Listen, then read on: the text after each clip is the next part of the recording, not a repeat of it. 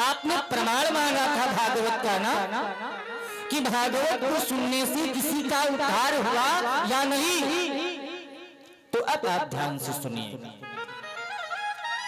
तुंगभद्रा नदी तीरे, तुंगभद्रा नदी का तट, और उस तट पर एक ब्राह्मण रहा करता था। बड़े विद्वान ब्राह्मण थे, बड़े धर्मी निष्ठावान थे, भगवत भक्त थे। पर ब्राह्मण देवता की आधी से ज्यादा उम्र बीत गई और उनको कोई संतान नहीं हुई। मैंने बताया सबसे बड़ा दुख संतान का ही होता है, पर संतान नहीं हुई। तो एक दिन ब्राह्मण ने सोचा कि जब संतान नहीं है तो किसके लिए कमाऊं और किसके लिए रहूं, तो इससे अच्छा है अपने जीवन को ही समाप्त कर लेता हूं।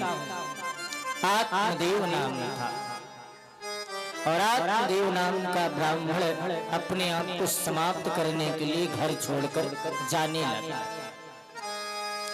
कुछ मार्ग चले आत्मदेव तो रास्ते में जंगल पड़ा। जंगल में उधर से एक संत दिखाई पड़े और जब संत दिखाई पड़े तो महाराज संत ने बुलाया आत्मदेव को। भो भो महाभाग, हे महाभाग आप कौन हैं और कहां जा रहे हैं? आप बड़े दुखी लग रहे हैं। तो आत्मदेव ने कहा महाराज मेरे पास एक दुख हो तो मैं बताऊं, मेरे पास अनेक दुख हैं, एक नहीं अनेक, और मैं मरने जा रहा हूं। अरे महाराज आप जैसा ब्राह्मण अकाल मरे ये शोभा नहीं देता, क्यों, क्या कारण है? तो आत्मदेव ने अपना सारा वृत्तांत सुना दिया। महाराज मैं जिस तुलसी के पेड़ को अपने घर में लगाता हूँ वह भी तुलसी का पेड़ सूख जाता है। मेरे यहाँ जो गैया है उस गैया को भी कभी बच्चा नहीं होता। और महाराज मैं जिस पेड़ को अपने हाथ से स्पर्श कर लेता हूँ वह सूख जाता है। यहाँ तक कि मेरे भी कोई संतान नहीं है, मैं ऐसा भागा ब्राह्मण हूँ। सो ऐसी दयनीय दशा में मैं जिंदा नहीं रहना चाहता हूँ।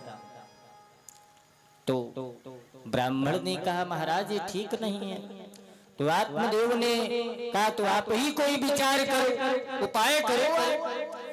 तो संत जो थे उन्होंने आत्मदेव के मस्तक की रेखाओं को देखा और मस्तक की रेखाओं को देख करके कहा महाराज एक जन्म नहीं आपके 7 जन्मों में संतान का सुख नहीं है।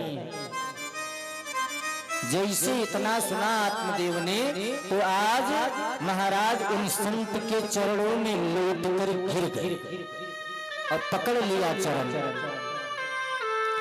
चरण जब पकड़ लिया तो बस एक ही बात कि अब मेरा कल्याण आपके सिवा कोई नहीं कर सकता है, इसलिए मेरा कल्याण आप करो,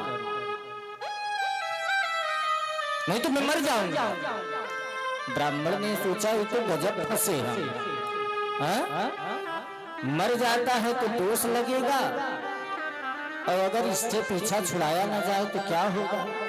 तो ब्राह्मण ने अपने जेब में हाथ डाला और एक फल निकाल करके आत्मदेव को दिया।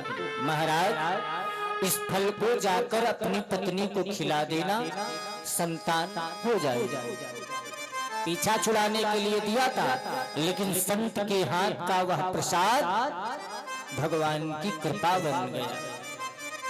देखिए, और संत ने कहा कि इसको अपनी पत्नी को खिलाना 3 व्रत करना है, अगर तीनों व्रत हो गया तो सुयोग संतान प्राप्त होगी। ब्राह्मण ने आत्मदेव ने कहा ठीक है महाराज, और तीनों व्रत कौन से हैं?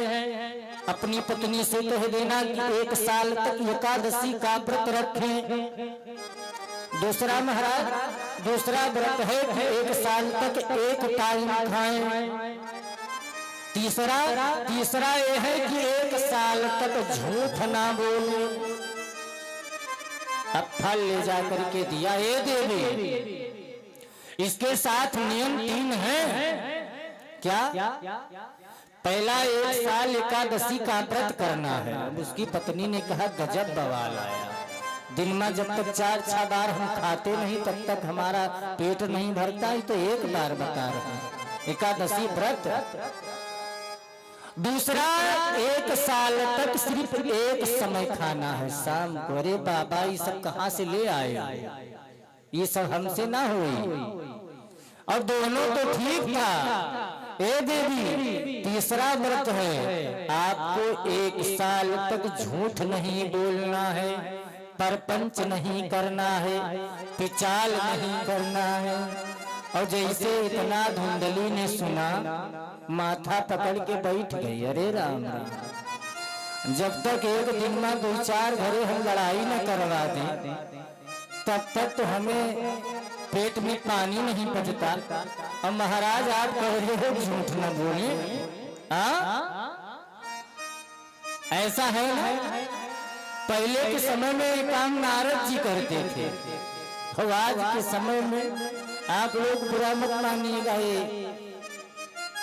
युधिष्ठिर का श्राप है कि माताओं के पेट में बात रुकने वाली नहीं है ना?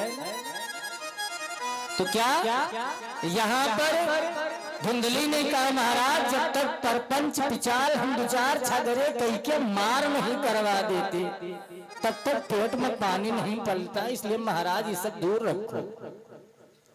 फिर भी पंडित जी से सामने पंडित जी को समझाना है, कहा ठीक है आप रख दो, मैं फल खा लूंगा। अब फल खाने के साथ साथ देवियों ने क्या किया, देवी ने अब बड़ी चिंता हो गई। 2-3 दिन तो फल वैसे रखा, खाना पीना छूट गया। और चौथे दिन नल पर पानी भर रही थी और गांव की एक सखी पहुंच गई। ए बहन, आजकल दिखाई नहीं पड़ती हो, क्या बात है?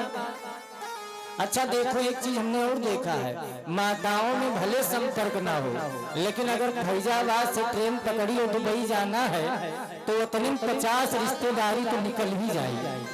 हाँ, तमाम से हर कैसे बनी हो, कैसे बनी हो, कैसे बनी हो सखी, कैसे बनी इनाकी के दुनिया, कैसे बनी इनाकी के दुनिया, कैसे बनी इनाकी के दुनिया, कैसे बनी। और तेरा नियम चलत चलत उधर जो बिहार से बहनियां उतरी नहीं कहीं नहीं है, फ्री में बनी और फ्री में बनी, अरे फ्री में बनी हो सखी, फ्री में बनी नंदोई मोरे सोनारा, नंदोई मोरा सोनारा, फ्री में बनी नंदोई मोरा सोनारा, फ्री में बनी। तो संपर्क कैसे हो जाता धुंधली भी, ये देखो धुंधली की बात मैं बता रहा हूँ। और धुंधली बहन ने कहा क्या हुआ? ये बहन बड़ी चिंता है, मैंने सुना है जब पेट में बच्चा होता है तो पेट निकल जाता है, और गांव में बहन कहीं आग लग गई और सब भागने लगी तो मैं भाग नहीं पाऊंगी, तो बहन मैं मरना नहीं चाहती हूँ, बेटा हो या ना हो।